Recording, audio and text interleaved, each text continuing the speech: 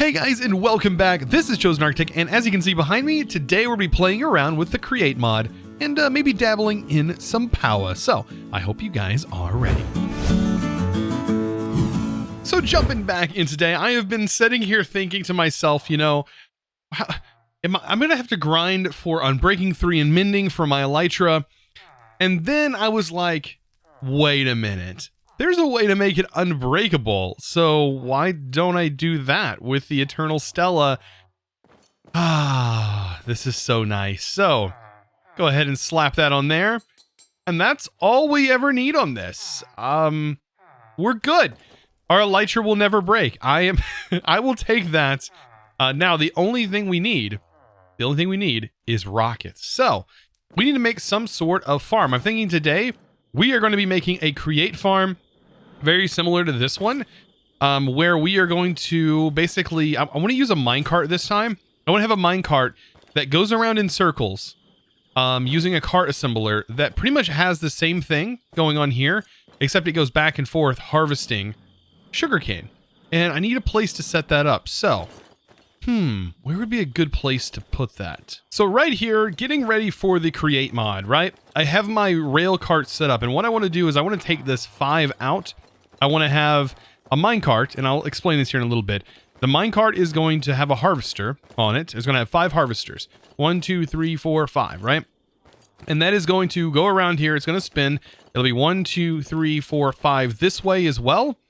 And then, as you can see, the 5 going here. As soon as it turns right around here, it'll go 1, 2, 3, 4, 5. So basically, I have a section of 5 here and a section of 5 here. This is probably going to be the best farm that I could do as of right now. That takes up a pretty good amount of space, but hopefully we can get this to work nicely. I'm going to also set this up here. Now, I don't think the cart assembler needs to be right here for it to work. I want to place the cart assembler right here. And this is going to get a lever on it. And then we need to hook up a chest to this system. That is going to allow me to have the items put in here. So if I place the cart assembler, let's just look at this real quick. So cart assembler right here. And then to activate this, you need a lever. But basically, this is going to allow me to build off of this thing like so. And like I said, I wanted the harvesters on there, so I need to use some slime. I'm also going to go ahead and sleep since it is getting dark on me. So, like I was saying, I have these hooked in. Now, I'm going to hook up my harvesters to this. Just like so. And basically, this is attaching to the top here. And I don't actually, well, I guess for what I'm building, I don't want this exactly like this. I should probably have changed that. Because we're going to be using sugarcane, right? So we can't break the bottom. Now, I'm not going to be collecting the stuff that comes on the top, so this should be fast enough that we should be able to collect most of everything, like most of the stuff that we place here. It's not going to grow 3 tall, like super quickly, so this should be able to handle that. Let me go ahead and place this and extend this out 1, 2, 3, 4, 5, just like that. There we go. Now we can place the harvesters because we're going to place them one higher than normal. And then over here, I can place a chest on the back. It doesn't really matter. I think a chest on the back will be good. So just like this. And then what I can do is I can use the portable storage like that, I think. Actually, the portable storage could be connected directly to one of these pieces here. I guess I could have this unload right here. Maybe. I'm trying to think how... I mean, I guess I could stick this... How would this work? Because it would normally need to be like that, wouldn't it? Or can it? It can probably go on the side, I think. Ooh, excuse me. If you wonder what that noise is, that farting noise, blame the whoopee cushion that I have on as an artifact. It is just, oh, it's just something. Man, what a interesting artifact. Okay, so I guess we could leverage this up. I just kind of want to see, is this going to work? This actually needs to go back, doesn't it? Needs to go back a solid block space, just like that. Then we can place another chest. Get rid of this. I want to see if this will actually deposit if I place a card in here. So, technically, this is ready to go. All we got to do is place a card in here, just like so. And then we give it a lever. And this thing is ready to be pushed. Like, we can actually push this thing. And it's going to go. Okay, so you can see that we didn't have the stuff on there. Oh, I don't actually have a powered rail here. Let me push this thing along. It should hit that powered rail. And then what I'm going to do over here is I'm going to flip this off. And that should stop it. You can see the cart is going to go. But I need to put some of this on here to make this sticky. Same on this side. If you hit this twice, it actually makes the other side sticky. So, perfect. For some reason my cart didn't go. Okay, let's try this again. Try and push it. Yes, that does work. And it goes. Ooh, I like this. I like the depositing. You can see it goes pretty fast. Ooh, that is nice how it does that. It like stops exactly where you want it to go. Perfect. So with this setup, let's go ahead and put the sugarcane in. This thing right here is a sugarcane harvesting beast. Look at that. All I got to do now is place a sugarcane. And if you notice this pattern is probably the best solution that we can have going for this. So I can place sugarcane. I should be able to place sugarcane just about everywhere in that center area. Now, of course, you can waterlog blocks and stuff if you really want to. I'm not going to waterlog. I don't think there's any slabbed dirt. Is there? Coarse slab dirt, but I don't think that's going to work. It could be dirt or slabbed sand. There's not going to be slabbed sand. I don't think. Right? I could be wrong. Is there actually slabbed? No, it's smooth stone. Okay. Anyways, sugarcane. And this is going to solve our paper problem. Now, we still need to solve our other problem, which is going to be gunpowder. So I don't know to get my sugar. Wow. Can't even spell sugar. I was trying to type it in, but it wasn't showing up. So this honestly may not be enough sugarcane to fill the whole area. But I'll show you this water format. Just think of it this way. You have water here, 2 spots over 1. Basically, think of it as like you're moving your knight around a board, around a chessboard. So one way that we can, I guess, temporarily generate gunpowder until we get a mob spawner for it is, I guess we could go about, let's see. I guess we could take this. We could take some flint, and we can put flint inside of a crusher. And this will actually generate exactly what we're looking for. It'll generate gunpowder for us. So we can technically turn all of our useless flint for right now into gunpowder. It may take a little bit of time to do so, but we could definitely do it. Like, there's nothing stopping us from doing this. And all we need is a little bit, I think, because I want to be able to today go to the Nether and potentially find another spawner. So if I look up Silk Touch, I do have a pick that does now have Silk Touch on it. Instead of using my other method, which it didn't work last time. So I don't know if something updated and now it doesn't work. But yeah, this should definitely work now. Now that we have an actual Silk Touch pick. So I was checking this out to see if it was actually depositing the items, and I was completely wrong. I need to have the portable storage interface connected to a chest. Still connected. So basically this spot right here, we don't have to really put anything there. And hopefully this will still run properly. Let's go ahead and give it a nice test. So if you want to jumpstart this, all you have to do is turn this on and then feed this through the right way. And that will jumpstart. Will it kick it off? Okay, so it does. So we really don't have to worry about it too much because it still kind of gives it a nice little boost there. Yeah, even with nothing going onto it. So you see it just harvested. It's harvesting right here.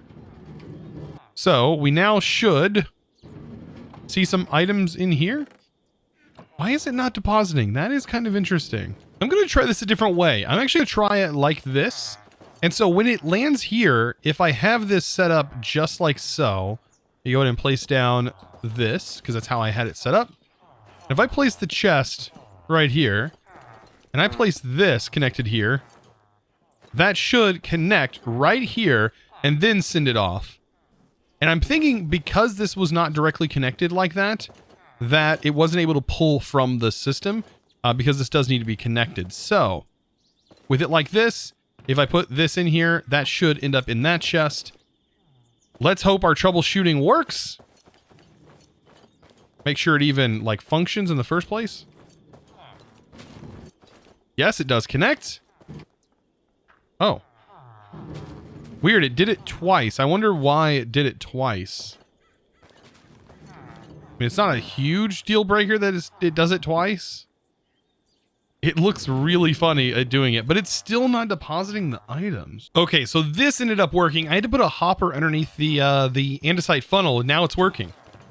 So it probably would have worked the other way had I just had a hopper underneath the funnel. You know, just some odd things you have to kind of account for. And I think what this does is basically it's like it's pulling out of here. So yeah, we're ending up with like a double thing going on, which kind of slows this farm down just a tiny bit.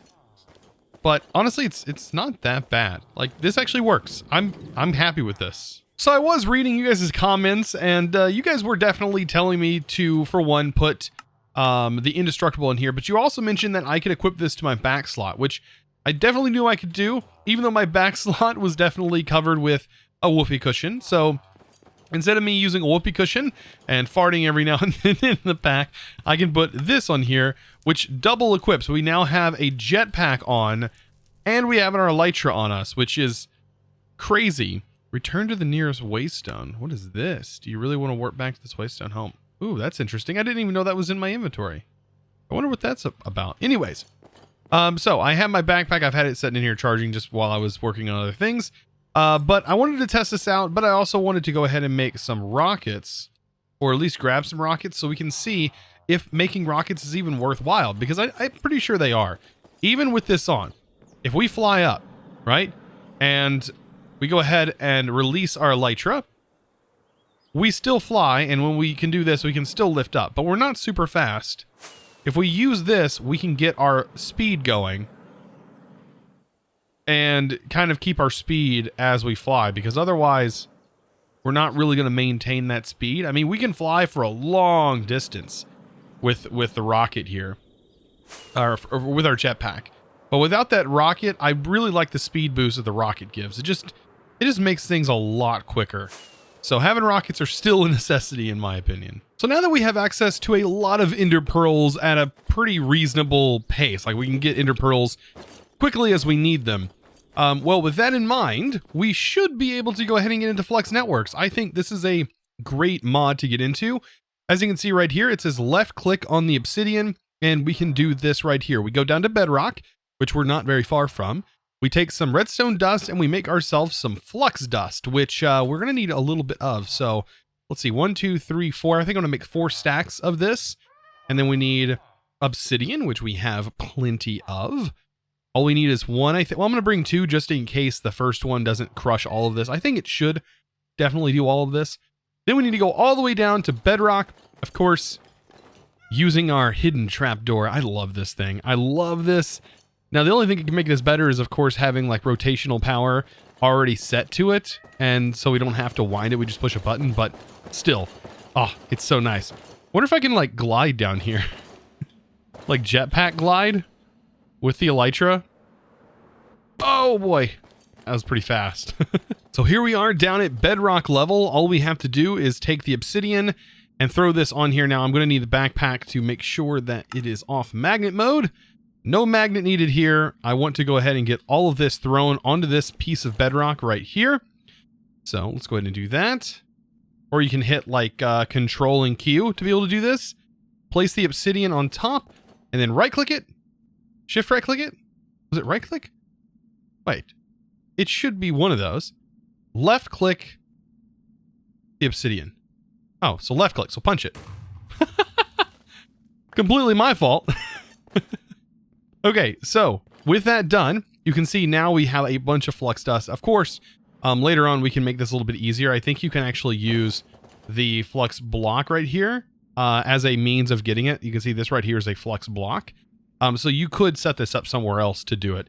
So you don't have to go all the way down to bedrock again. But this amount should last us quite a while. And honestly, this is going to make moving power for our machines so much better. I hate dealing with cables all over the place and trying to hide them in walls. Well, the good part about this mod is we can just simply make a single node to craft on this stuff. Plus, it does offer wireless charging of our stuff. So things like this can be charged up, and anything else that we have that requires power, which we don't have a lot of, can be charged, including this. This right here can be charged, even though you can choose whether or not you actually want it to charge or not. So we're probably going to leave that to off. simply because I don't want this just taking up all of my free power that we're going to have laying around. So there's a couple of big things that we can make with this mod. One is the Flux controller. That's going to give us that wireless power. Also let us kind of see our network. And then we also want to make a Flux plug and a Flux point, all of which is going to require a Flux block. There we go. And the other one's going to require redstone. So Flux plug and point, just like this. Oop, looks like we're out of a core. There we go. And we have a point. Perfect. So the plug is going to allow power to be put into our network. And this is how we're going to start up our network in the first place. Of course, at the moment, this machine is generating power. And you can see it is powering some other machines. This is going in here. And then in the back, we have what is receiving our power. And apparently a cat back here. So I want to hook this in to the back, just like so, into the back of this, which is generating power right here. So if I connect this plug, and I set this plug, and I create a new network over here, I can say input network, or I can just say main network, actually. So this is going to be our main network for right now, and red is going to be the input, green is going to be the output, and I want to set this to public because I want you guys to be able to access it when you guys download this world. So when I create it, I click on here, I have to select the network then, and now you can see we have a network, but this right here is set to a limit. You can disable that limit, but right here, the default cap on the limit is 800,000 RF per tick. But of course, you can disable that if you want it to, or you can actually make this have a different limit. Like if you want to limit how much power it's consuming, you can totally do that. So to put this back together, there we go. It's all hidden. Now, if we want something to receive power, such as this, so we want that to now power this right here, well, we can use ourselves the Flux point. I want to place that point up top. And then I'm just going to select the main network. Now, this is going to send power. You can see right here, it's outputting 8 RF per tick to power this, which is consuming 8 RF per tick. And that is consuming that out of this right here, the biogenerator, or out of the total network stored in the cables, because those cables actually have a storage in them, which can get kind of high, especially on the higher end cables. So right here, we no longer need this furnace up here. We can actually use that somewhere else, or use it to generate power in some other form, which is really nice. The good part about this is it's mobile. We can move it around. Now, I'm going to take the Flux controller, and I'm actually going to place this just somewhere off anywhere. It doesn't really matter exactly where it's at, so long as we can access it. So right here, we're going to do the same thing. We're going to select the network, and there we go. Now, here's what we can do. Over here, there's a wireless charging section. I can actually set this to be my armor slots, my offhand slots, like the Kuros slots, which is these slots right here. Or I can have it do my entire inventory or whatever. Well, actually the inventory is disabled, but we can do hotbar, offhand, main hand, you know, whatever it may be. And we can turn on wireless charging, hit apply, and we're good to go. You can see that this is pulling power, probably to charge this, which you're seeing here. It shouldn't be charging my backpack, right? Because I have that disabled. If I turn this on, then after my boots is filled, after this is filled up, this should now start receiving power. And it's happening wirelessly. The problem is this right here is not going to get the power that it needs. So that's a thing that we can mess with. Right here, we can change this wireless power transfer limit and set that to something different if we wanted to. But I think for right now, this having the ability to disable charging on it is really nice. Otherwise, it would just continue to fill up and just get crazier and crazier and crazier. So with us needing to get into some more automation and things like that, definitely expanding our machines and productivity, I think it's about time to go underground. That's right, we are going to need to make a room down here. Luckily, we have our massive pick, which can kind of help with that, making giant 5x5 rooms. But as of right now, yeah, I'm going to need some extra space. Let's see, this is about big enough, right? Oh yeah. Yep, I'm gonna need a large room. Now, I have built out this room downstairs, well, for something particular. I want to start working on a mod that is called Powah. That's right, we're gonna be getting ourselves some power, and this time I'm gonna be using this mod to actually generate said power. That's right, because it has a generator that is really nice. We're producing fuel that should be able to go into this, right? It says solid furnace fuel like coal, wood, etc., things that can burn. And luckily for us, we have an unlimited source of fuel, right, at the moment. So getting to this and tiering it up is going to be quite nice. You can see this goes to 70 RF, 180 RF on the hardened version, 400 RF on the blazing version, which we have plenty of blaze to get to this. There is a fair warning, we do have to craft some materials to get to this point. This mod is very craft heavy, like you have to do a lot of crafting. Then 900 for the Niotic. So I believe the hardened requires diamond, I think, if I remember correctly. Now I should get into, no, I don't think it does. It just requires, this special energized steel, which I believe is like gold and iron mixed together. Yes, gold and iron, 10,000 RF. So not too difficult, right, to produce. And we already have some kind of supplementary power to help charge this. Now, we are going to be using these rods and stuff to help get to this point. But, I mean, first of all, let's just get into this mod, right? We have a pretty nice entry already into this mod. Let's take a look at Powah. I know we don't have too much time left in today's video, but I wanted to at least kind of get into what this is going to take. It's going to require some clay. So we are going to need some clay and also some charcoal and or coal, which now that we don't really need coal, we can just go ahead and use this. Or you can go, instead of using blaze powder, you can use lava. I kind of like this method because we have a lot of blaze powder. So yeah, we're going to need a lot of this stuff. I also have charcoal being made right now, so just in case we need more, I have it definitely available. We're also going to need iron, and this is where I'm going to talk about probably next episode. I think we're going to set up an iron golem farm. It is almost necessary, I think, at this point to probably have some method of farming a bunch of iron. And what better way than an actual iron golem farm? And in 1.16, it's never been easier to make an iron golem farm. So getting that done, we're gonna do that. Now we could have gone a route of generating iron, but unless I change this config, there's probably not going to be a good way of doing that. Like I said, unless I change a config, I would really love if maybe that's changed in the future. Hopefully it's changed in the future to allow the ability to capture and spawn other mobs. I don't know why that's gated. I don't know if it's particularly related. I don't know if it's related to maybe servers or what have you. But for single player use, I mean, you should be able to change those spawners. That's the whole point of the Apotheosis mod in the first place. So I think starting small is probably a good idea. So right here we have the Fernator, I have an energizing orb, and I have the energizing rod.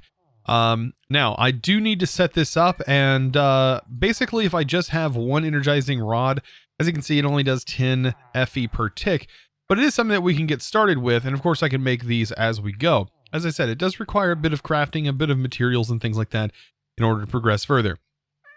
So to get started, we can do this. I can also go ahead and make some energy cables. Of course, this is the part that's kind of expensive right now, is the redstone block. But as you can see, we can go ahead and craft this. A lot of crafting. There is a lot of crafting. If you can get auto crafting set up as soon as possible, that's probably going to be a good idea. So, blaze. Of course, we have tons of blaze. I've barely even touched the surface or blaze supply.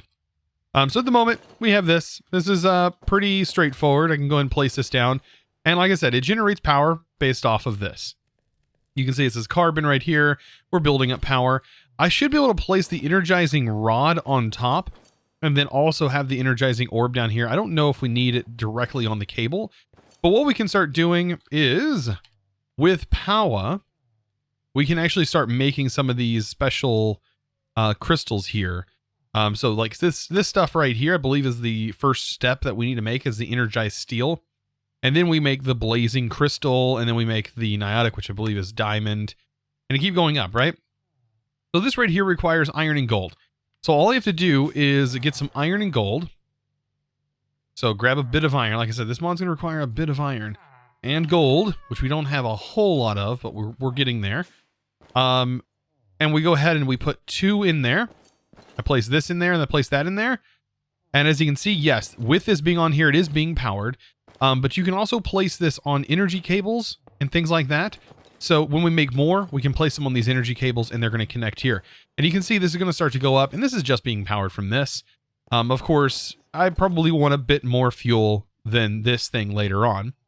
I love that there's like some different facing options here and redstone power. This is actually a pretty nice power generation source, and this is not generating a lot of power. It is kind of wasting blaze at this point, but once we get more of this, we can upgrade it to the next tier, and it doesn't take much to do that. So Powah, if we actually take a look at what it's going to take to get this generator upgraded, you can see the next generator, we have starter, and then we have basic. This one doesn't even require anything at all. It just requires some iron. So this will produce 70 RF per tick just by using basic capacitors and iron. So, I mean, we can already upgrade this. Oh, and by the way, there we go. We have this done. So I think at this point, like we could technically already make the basic tier.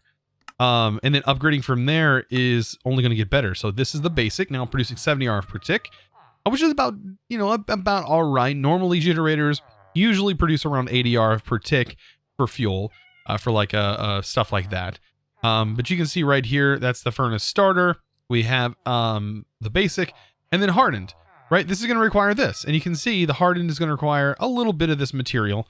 So 1, 2, 3, 4, 5, 6, 7, 8, 9, 10, 11, 12, 13. So yeah, we're going to need a few. Let's see, 2, 4, 6, 8, 10, 12, 14. We're going to need 7 iron and 7 gold in order to upgrade this thing. And that's going to produce 180 RF per tick, right? And once we get there, it's only going to get better, right? So we take this, and you can still do this with the basics. It's just going to take some time. I think the crazy one is upgrading from here to the blazing. This blazing stuff is literally just blaze powder or a blaze rod in here with a little bit of power, and bam, we're upgrading this thing to 400 RF per tick, and that's just one of them. 400 RF per tick is a lot of power for just some regular fuel being burnt. So just to put this in perspective, now with this setup, I upgraded these 3 to the basic. So these are running basic, and this is, of course, a basic. Let's take a look. This should be a lot faster now. Look at that. It's almost like blip, done. There we go. And we get 2 per. So, I mean, this is pretty quick, and this could be automated. I have automated this before, and it's not too difficult to do. Like for later on stuff, you can actually automate this and set up a redstone comparator and things like that and have it automated. So guys, I hope you enjoyed today's video. Of course, if you did, be sure to click that subscribe button. Also give this video a huge thumbs up, but I want to give a huge shout out to the sponsor of today's video. And that, of course, is going to go to, if I can place it. Come on, let me place it. Let me place this sign. Is it because my elytra is on? I have no idea. Let me hop up here. Boom. Bam. There we go. Michael Coolball. Thank you so much for your amazing support. Guys, like I said, if you did enjoy, be sure to click that subscribe button. Of course, we have a lot of adventuring to do in this pack. There's a lot of stuff left to do. Oh man, it's so fun to fly like this. But guys, I hope you enjoyed today's video. Of course, I'll see you in the next one. And as always, thanks for watching.